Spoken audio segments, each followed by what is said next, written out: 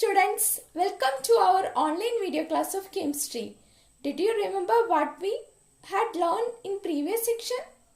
We learned about some characteristics of matter and also about three different physical states of matter.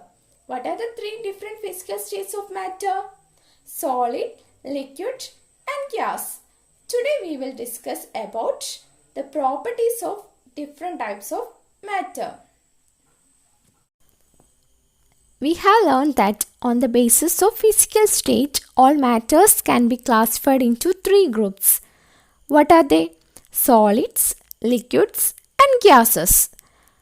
The solid, liquid and gaseous states of matter have different properties. And these properties help us to distinguish between these three states of matter. Let's start with the properties of solid. Let us take an example and explain what are the properties of solids. These are three solids. This is a duster and this is cap of bottle and this is nail cutter. Childrens, do all of this have definite shape and volume? Let us check whether the solid have definite shape and volume. I have drawn the shapes of the articles by moving pen. What do you can observe? The duster possesses rectangular leg shape and the nail cutter is irregular shape and the cap is round shape. From this we can conclude that solids have fixed shape. What will be the volume? If the object is spherical shape, what is the volume of sphere? It is 4 by 3 pi r cube. And if the object is cubic shape, what is the volume of cube? It is a cube. If the object is rectangular, what is the volume of rectangle? It is length into breadth into thickness. And what will be the volume of irregular shaped object like nail cutter? How do you can find out the volume of that object? It can be find out using Archimedes liquid displacement method. From this we can conclude that solids have fixed volume and boundaries. If solids are compressed, I am going to press this object. Is it easy to compress? No, it is not easy to compress. From this, we can conclude that solids cannot be compressed much. And solids are rigid because solids have a tendency to maintain their shape when subjected to outside force.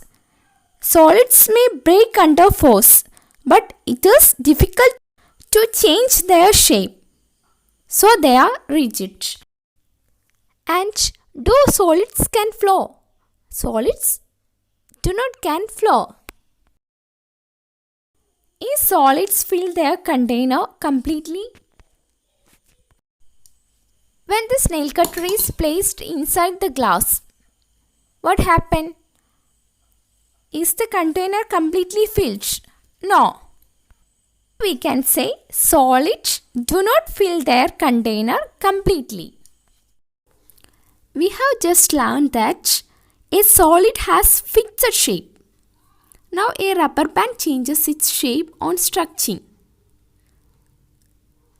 Then why do we call it a solid?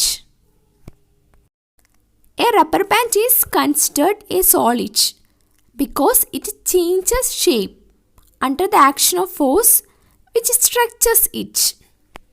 And when the force is removed, the rubber band regains its original shape like all other solids. And if rubber band is stretched with large force, it breaks.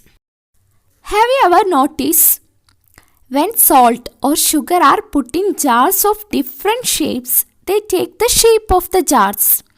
indicating they do not have fixed shape. So, if salts and sugar do not appear to have fixed shape, then why do we call them solids? And you can observe that the shape of each individual sugar or salt remains fixed when we take it out hand or any plates. And this problem arises because salt and sugar have very tiny crystals. Salts and sugar are considered to be solid because the shapes of individual crystals of salt and sugar remain fixed, even when they are put in jars of different shapes. Another exceptional case is that we have also learned that solids cannot be compressed much. Now, I take a sponge and try to compress it. You can easily compress it. Then why do we call sponge a solid? This is because a sponge has minute pores in it, which are filled with air. When we press the sponge, air is expelled from its holes, making it highly compressible. Properties of liquids. These liquids have fixed shape. Observe the picture. You can see that liquid takes the shape of the glass. I am going to pour this water on the floor. What will happen? There is no shape. This you can also say that liquids can easily flow. And do liquids fill their container completely? Liquids do not fill their container completely. Do liquids have definite or fixed volume? Observe the picture. If we take about 200 ml of water and pour into one container, then take the same water and pour into another container. You can see that there is no change in its volume. From this we can conclude that the properties of liquids have fixed volume but they have no fixed shape. Liquids have the shape of the vessel in which they contain. Like solids, liquids cannot compress much. Liquids have moderate to high density, but solids have high density. Liquids do not fill their container completely. Liquids generally flow easily. Properties of gases. Children, can you say some examples for gases? Air, oxygen, hydrogen, carbon dioxide, nitrogen, and steam. All are some common gases. Do gas have fixed shape like liquid and gas? For example, the air we breathe, that is oxygen. Is the oxygen have shape? It doesn't have shape. Let us illustrate an experiment. Take two balloons of different shape and size. Let us fill equal amount of air in both the balloons. We will find that air takes the shape of balloon in which it is filled, is it? From this experiment, we can say that gas or air has no fixed shape of its own. It takes the shape of the container in which it is filled. If we look at round balls and long balls shown in the picture, we will find that they have different volumes. This shows that the air in the two balloons have different volume. From this, we conclude that volume of air is not fixed. It takes the volume of the container. Gases have very low densities. Gases can be compressed easily. Gas fills their containers completely. gases flow easily. To show that solids and liquids cannot be compressed, but gases can be compressed easily, let us illustrate an example. For that, take 300 ml glass syringes having frictionless pistons.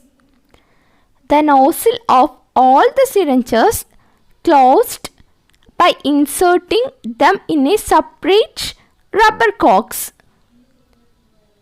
so as to prevent leakage from them. Then remove the pistons from all syringes. In the first syringe, we fill common salt. Then insert the piston back into the syringe. In the second syringe, we fill water, which is a liquid. Then insert the piston back into the syringe. In the third syringe, we do not fill anything. It is already filled with air, which is a gas. We just pull the piston back in it. After that, place 50 gram weight on the top of the piston of each syringes to put pressure on common salt, water and air filled in them. After that, place 50 gram weights on the top of piston of each syringe to put pressure on the common salt, water and air filled in them. After that, we can observe that the piston of first syringe containing common salt do not move down on putting weight. This shows that on applying pressure, the volume of common salt in syringe do not get reduced. And also on applying pressure, the common salt do not get compressed. From this we can say that solids do not get compressed on applying pressure. The piston of second syringe containing water also does not move down on putting weight. This is also shows that on applying pressure, the volume of water in the syringe do not get reduced. This means that on applying pressure, the water does not get compressed into smaller volume. Since water is a liquid, so in general, we can say that a liquid does not get compressed on applying pressure. The piston of third syringe containing air moves down considerably on putting weight. This shows that on applying pressure, the volume of air in syringe is reduced. Therefore, we can conclude that gas can be compressed easily by applying pressure. Due to high compressibility, fairly large masses of a gas can be put in a small metal cylinder by compression. Such gas cylinders can be transported conveniently from one place to another. Examples for compressed gas are cooking gas, liquefied petroleum gas. The oxygen gas supplied to the hospitals in cylinders is also a compressed form.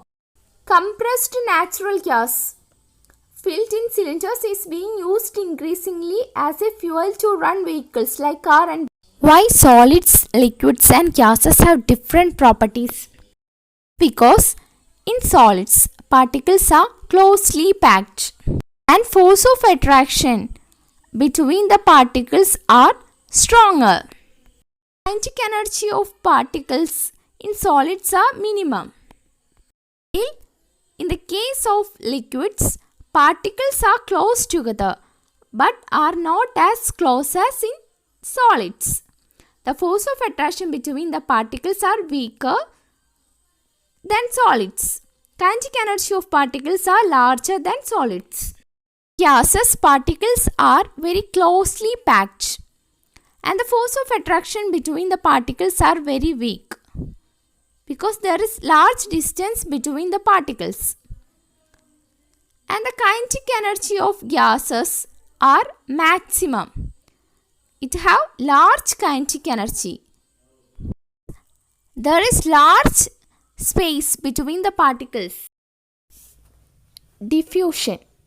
The spreading out and mixing of a substance with another substance due to the motion of particles is called diffusion. Diffusion is fastest in gases and slowest in solids. Because in gases, particles are moved very rapidly. Examples for diffusion in gas. The smell of food being cooked reaches by diffusion of gas released during the cooking of food in air. The smell of perfumes spread due to the diffusion of perfume vapors into air. Spreading of ink in water on its own is due to the diffusion of ink particles into water. It is an example for diffusion of liquid. And the example for diffusion in solids. If we write something on the blackboard and leave it uncleaned for considerable period of time, we will find that it becomes quite difficult to clean it. This is due to the fact that some of the particles of chalk have diffused into the surface of blackboard.